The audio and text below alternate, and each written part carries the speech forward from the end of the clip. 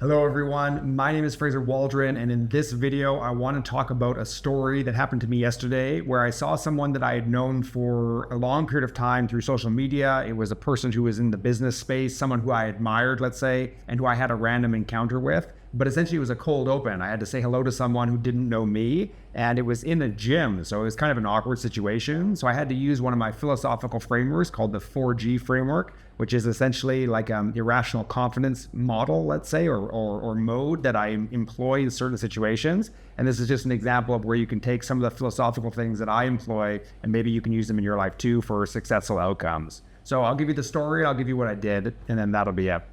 So the story is I was at the gym in Bali, I'm working out, everything's fine, a normal day, and I look over and I see someone that I instantly recognize right away. They're in the post-workout area, like they're just doing some stretching, things like that, and I can tell that they're like getting ready to leave. You know, he's got a bag, he's kind of filling it up, he's getting prepared to leave. Older gentleman, but in good shape, etc. And that's relevant because his channel is like a business channel where he promotes being in good shape and being like a CEO and being a business person, but also being healthy at the same time. And it's a channel that I've been watching for a while, and I respect this person. So when I saw him, I was like, oh, that's him. So I go on my phone and I'm like, double check in. I'm like, oh, I think that's him. I should go say hello because I would like to just say, hey, thank you for what you're doing, and I appreciate the content that you put out. And so that's totally fine. But because I was like in the gym, I don't usually say hello to people like as they're working out. So it just kind of felt weird. And so if you can imagine it, like he's in this like this stretching area, and I'm like off where like some like the gym equipment is. So I'm like staring at him like in between the gym equipment. So I'm like weird, right?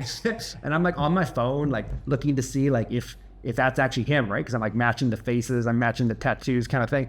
And so I'm like lurking at this guy. And probably if I recognized him like right away, like one for one, like that's a positive match, I probably would have just said hello. But because I kind of lingered for, like a minute or two trying to double check to make sure this is the same person, I started to feel kind of awkward about the whole situation. And I was like, no, maybe I shouldn't go. This is awkward. Like, who says hello at the gym? Like, I don't want to be a weird dude. Although I'm being weird by like hanging out behind the equipment. And I thought, no, this is an opportunity. So whenever I have a feeling of embarrassment or anxiety, let's say, that is a flag to move towards that thing, unless it's like danger or something. So in this case, I was like, no, it's time to implement my philosophical Rolodex and apply it to the situation.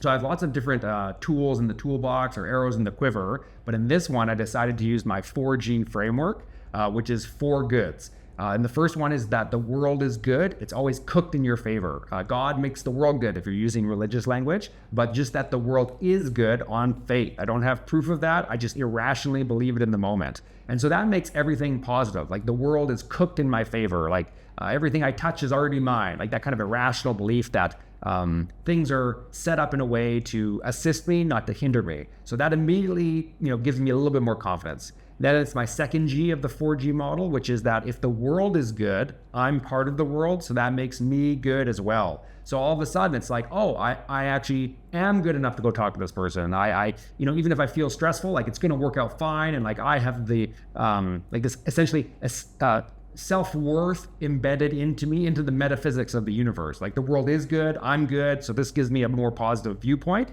as opposed to being like, oh, I feel awkward behind the gym equipment. Like I don't have the right to talk to this guy. He's a celebrity and I'm not, like that kind of vibe. And so I go, oh no, like I am good.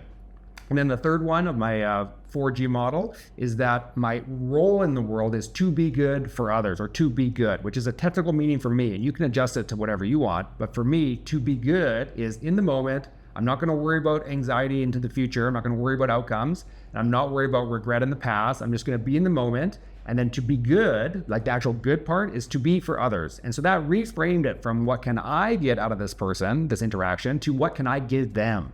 And then as soon as I pushed it on them, that's an anxiety reliever, because I'm going over to communicate with this guy, to give him a compliment, to say, hey, I appreciate the content you make, like keep it up, like I'm a fan of yours, as opposed to being like, hey, like what can I get out of you? Like, like want to do some business or whatever I was thinking of saying. So immediately that gave me a framework to operate. And then the last G, the fourth G, is that all things are good, which is all things can be meaningful. So even in the worst case scenario, if this guy was like, I hate you, like never talk to me again, I saw you behind the gym equipment, like you weirdo. Even if that was the case, I could reframe that to be more meaningful, to be a useful experience no matter what, even in the worst case scenario. So again, for me, I use this all the time. So for me, it's really quick. I go bam, bam, bam, bam, one, two, three, four, really quick. And then immediately I had a plan, and then I just execute. So I just take a step. I'm doing it for him. The world is good. I'm good. And then no matter what happens, it's all going to be good because I can reframe anything to be meaningful. I engaged with this dude. I said, hey, I appreciate your content.